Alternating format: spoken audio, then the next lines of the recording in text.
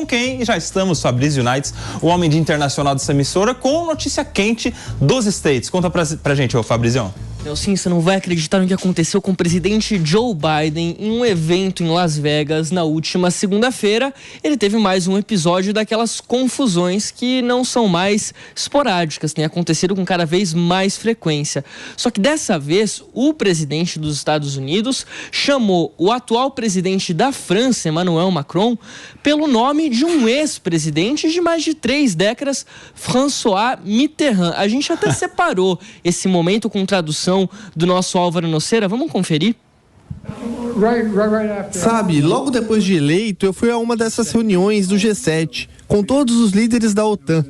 E eu estava no sul da Inglaterra. Eu me sentei à mesa e disse: os Estados Unidos estão de volta. E o Mitterrand da Alemanha, da França, olhou para mim e disse: sabe que, por quanto tempo vocês estão de volta? Errou por pouco, né, Fabrício? Só umas décadas, assim. Veja bem, o Mitterrand foi presidente da França entre 81 e, se não me engano, 94. E morreu em 96. A gente está em 2024, são quase 30 anos de diferença. E não é a primeira confusão, né? Quando a gente fala do Biden, até no ano passado ficou muito famoso uma fala dele sobre a Taylor Swift, que ele chamou ela de Britney Spears. Delicada essa situação. E tem na verdade, assim, isso a gente fala aqui de um problema maior, né? Porque parece uma bobagem. Não foi Marilyn Moore.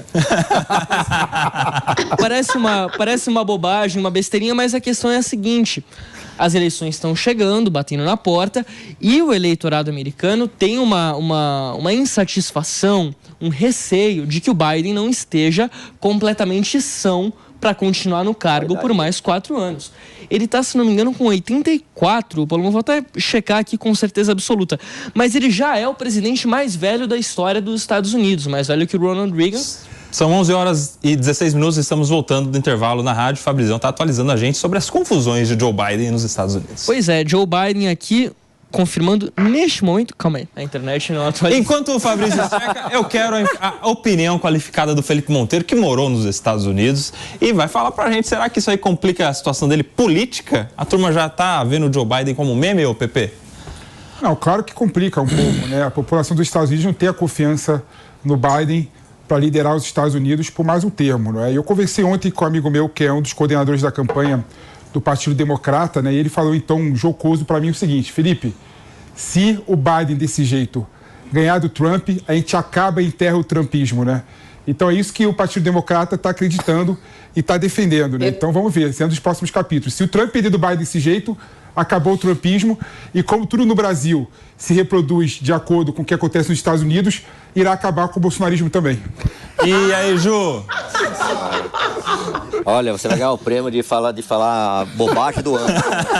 Meu Deus do céu. Julia Lucy, fala aí. Olha, eu vou para São Paulo. Acabei de decidir, porque tem horas que, não sei, eu ia dar uma chacoalhada no tudo.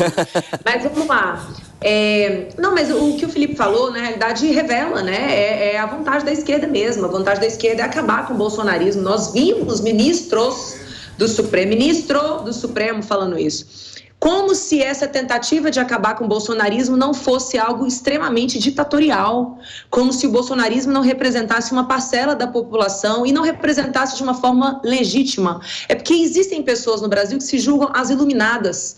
Elas sabem o que é melhor para todos os demais. Os demais não têm condições de decidirem por si mesmos. E foi assim que o Brasil foi regido até então. Só que, como eu já disse aqui algumas vezes, o povo começou a acordar. Felizmente, hoje nós temos uma direita no Brasil extremamente abrangente, que vai muito além do bolsonarismo. Nós temos a direita liberal, nós temos uma direita conservadora, nós temos uma direita bolsonarista, nós temos uma direita mais progressista, mas o fato é que hoje existe uma força política que se contrapõe à esquerda, muitas vezes liderada pelos supostos iluminados. Agora, o que me surpreende no caso aí do Biden... me parece, inclusive, que há uma autossabotagem dentro do próprio Partido Democrata, porque, assim, quando você tem um candidato que não consegue falar, que não consegue participar de debates, o que você tem que fazer é tirar esse candidato dos holofotes. Deixe que outras pessoas falem por eles, deixe que ele grave vídeo em ambientes seguros. O Biden não consegue nem falar direito mais. Eu já recebi alguns vídeos aqui no meu telefone, assim, de momentos em que ele fala e é impossível de entender o que ele está tentando falar, né? Então, assim, eu não sei se é autossabotagem, eu não sei se é incompetência, mas o fato é que a cada aparição do Biden, o Trump se fortalece. Agora, outro ponto que também me chama a atenção é o fato de Kamala Harris não ter conseguido se cacifar ao longo desses 4 anos como uma sucessora de Joe Biden. Ninguém fala o nome dela, né? Não tem outro nome. Então, qual será que é o diagnóstico que a gente pode fazer em relação ao Partido Democrata nos Estados Unidos? Será que lá nos Estados Unidos também está acontecendo esse fenômeno que as pessoas estão mais conscientes dos seus direitos, das suas liberdades, perceberam algumas estratégias que foram adotadas por um certo segmento político e não estão abrindo mais espaço para uma ala progressista? Se a gente analisar, por exemplo, o que está acontecendo na Califórnia, eu acho que vem um pouco na linha do que eu estou falando. Então, assim, Trump está cada vez mais forte por ele próprio, mas também pelas derrapadas de Joe Biden. Fabrício, atualiza pra gente, explica pra gente quem é a Harris citada pela Júlia. A vice-presidente dos Estados Unidos. A Júlia levantou um ponto interessante aqui, porque quando ela foi colocada como vice-presidente na chapa do Biden lá em 2020, havia, assim, um pouco dessa expectativa de que ela se tornaria um novo quadro dentro do Partido Democrata.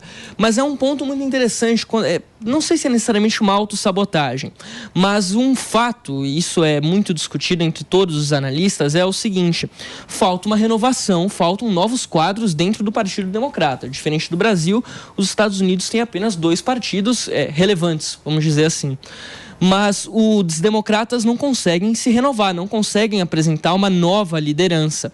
Então, se a gente for parar para ver pela história, a última grande liderança nova dos democratas parou ali no Bill Clinton, de fato, porque o Obama surge depois do governo Bush, mas o Obama é um milagre, digamos assim, Nelsinho, porque ele surge nas primárias contra Hillary Clinton do nada. Ninguém apostava no Obama em 2008, quando ele foi eleito pela primeira vez. A própria vitória nas prévias já foi, assim, um evento, né? Foi um evento, ele surge ali, ele não era um nome conhecido do público americano antes de surgir nas prévias, então ele ganha uma relevância ali, claro, e aí uma vez eleito presidente, para você ser reeleito em 2012 como ele foi, era muito mais simples. Mas tanto que em 2016 a candidata democrata foi a Hillary Clinton, que não era muito benquista pela população e acabou perdendo para o Trump. E aí em 2020 faltavam candidatos, então eles olham para o passado e falam assim, bom, quem é que a gente tem aqui de nome mais confiável? É o Biden. Se não fosse o Biden, teria sido o Bernie Sanders, que também é um nome de um político de mais idade. E para essas eleições, o Biden não é muito bem visto, de fato, pelo eleitorado americano, mas é dentro do Partido Democrata hoje a única opção que eles encontram. Não por necessariamente ser o político mais habilidoso, o mais confiável, o que mais inspire o povo americano, mas por ser a única opção, o único nome ali grande de peso do partido. Faltou renovação. Não se sabe exatamente aonde que se perdeu essa renovação. Felipe Monteiro. Não, tem um ponto que eu quero comentar aqui. As pessoas ficam menosprezando o Biden, né, pela idade avançada dele, mas há uma estratégia política por trás dele. É bom lembrar, por exemplo, que quem ganhou os midterms, né, que são as eleições do meio do ano, foi o Partido Democrata. O Biden em cima do Trump, né? E o Biden, dentro dos partidos democratas, ao contrário da Harris, né? Ele pega uma amplitude de eleitor americano muito maior. Ele pega dos operários sindicalizados até parte da centro e até centro-direita contra o Trump, não é? Então a amplitude eleitoral do Biden é muito maior. É a frente ampla americana. E tem um terceiro fator importante, não é? Que é o mesmo conceito que tem no Brasil. O Lula fortalece o Bolsonaro fortalece o Lula. Nos Estados Unidos é a mesma coisa. O trumpismo fortalece o Biden e o Biden fortalece o Trump, né? E como o Biden ganhou do Trump 2 vezes em 2020 nas eleições presidenciais e em 2022 nas eleições de meio do mandato dos Estados Unidos, né? O Biden se coloca como candidato viável dos democratas, apesar da idade avançada. E é bom lembrar que a idade avançada do Biden não é muito superior à idade avançada do Trump, não. Os dois têm praticamente a mesma idade. Uma pessoa mais forte, né? E para o americano isso tem muito valor, né? E nas pesquisas internas que fizeram o Partido Democrata, o Biden é muito mais bem avaliado, né, por conta desse amplo leque de... Conversar com mais gente. Mais gente do que a Kamala Harris. Vale contextualizar, Kamala Harris é uma mulher negra, ela é vista como um quadro da esquerda mais identitária, enquanto o Biden é um quadro da esquerda mais clássica, assim, né? Então, o Biden consegue dialogar com mais gente, a Kamala Harris seria uma representante dessa vertente da esquerda que acaba, muitas vezes, se fechando numa bolha e falando só para si mesma, né? Ô, Manu, agora tem correlação o que acontece nos Estados Unidos com o que acontece no Brasil? Essa falta de oxigenação, por exemplo, que os colegas falaram?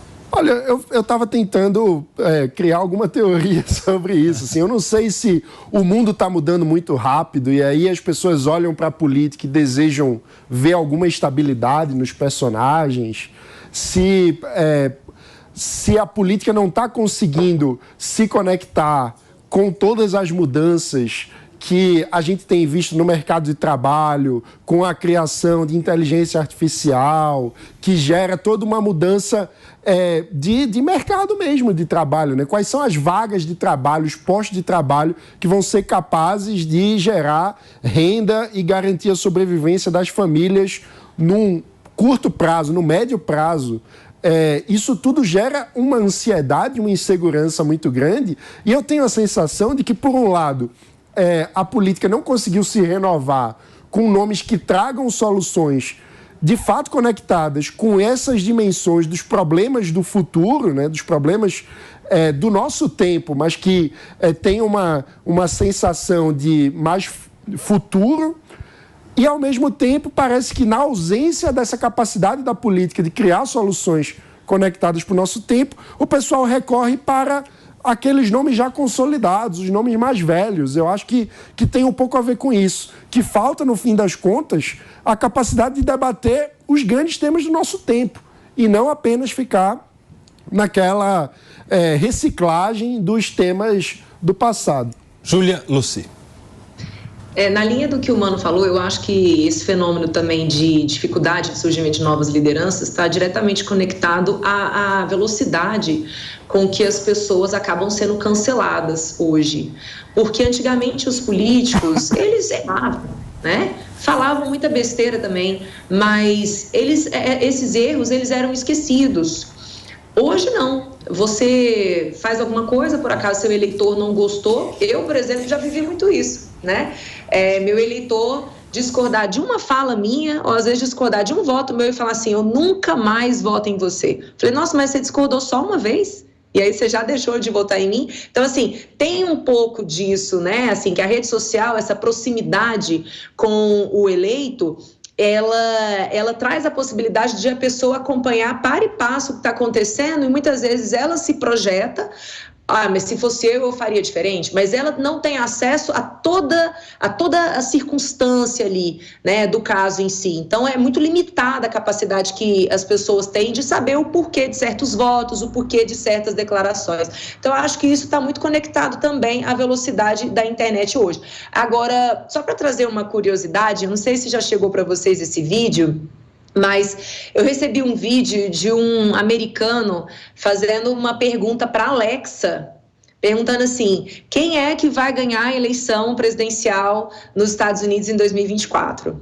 E aí a Alexa responde, não houve eleição.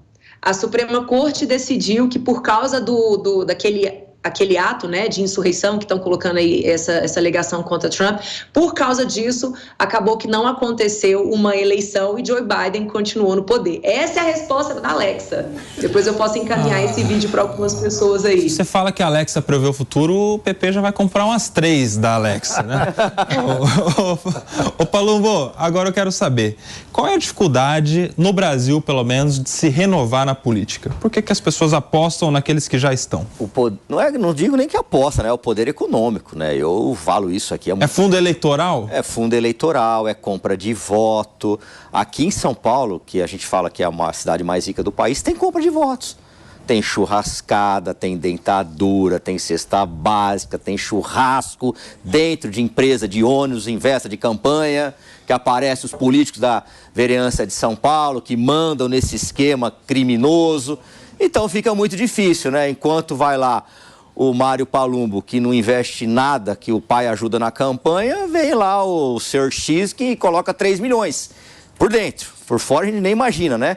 Então é uma luta muito desigual. Então é complicado você ter uma renovação com poder econômico desse jeito como é feita as eleições no Brasil. Você concorda, ô Pepe? Assim, tem vários fatores que mostram por que no Brasil não tem uma renovação, né? E o principal dele, eu acho que o Brasil, a parte da esquerda ficou muito ligada ao Lula, né? E o Lula exerce a hegemonia na esquerda, não deixa nenhuma liderança política crescer em volta dele, que ele vai lá e acaba com a liderança política. Foi assim com o PSB, foi assim com o PSOL, foi assim com o PDT. Ou seja, todos os partidos de esquerda têm que ser, de certa forma, satélite do PT, e o Lula não deixa nenhuma nova liderança surgir no espectro da esquerda. Em relação à direita, todos os partidos políticos da direita, né, estão na mão de caciques partidários.